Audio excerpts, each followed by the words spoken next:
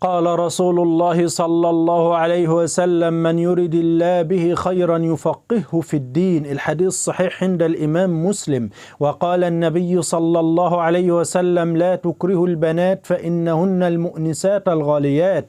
الحديث صحيح في السلسلة الصحيحة. وقال النبي صلى الله عليه وسلم: إذا قلت لصاحبك يوم الجمعة أنصت والإمام يخطب فقد لغوت. صحيح الإمام البخاري. قال النبي صلى الله عليه وسلم: لا تنكح الأيم حتى تستأمر ولا تنكح البكر حتى تستأذن. قالوا: يا رسول الله وكيف إذنها؟ قال: أن تسكت. الحديث رواه الإمام البخاري.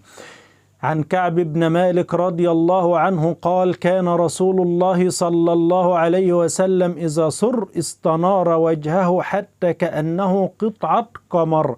الحديث صحيح عند الإمام البخاري. وقال رسول الله صلى الله عليه وسلم: إذا أتى أحدكم أهله ثم أراد أن يعود فليتوضأ. صحيح الإمام مسلم. يعني لو الواحد جمع زوجته حب يعود للجماع مرة أخرى يتوضأ. وقال عن رجل من الصحابة قال: يا رسول الله ما بال المؤمنون يفتنون في قبورهم إلا الشهيد؟ قال: كفى ببراقة السيوف على رأسه فتنة.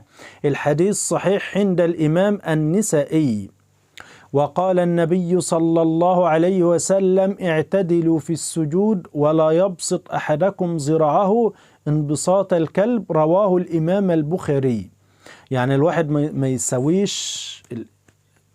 ما يسويش ديا بدي في الأرض، يعني يخلي دي كده مرفوعة كده، إنما ما يخليهاش دي بسوى دي زي ما هو معمول في الصورة كده. في ناس بتنسى وما بتاخدش بالها وبتخلي الكف متساوي بالكوع بتاع الإيد، دي خطأ. الصح كده تبقى ديا بعيد يعني عن الإيد، والله أعلى وأعلم.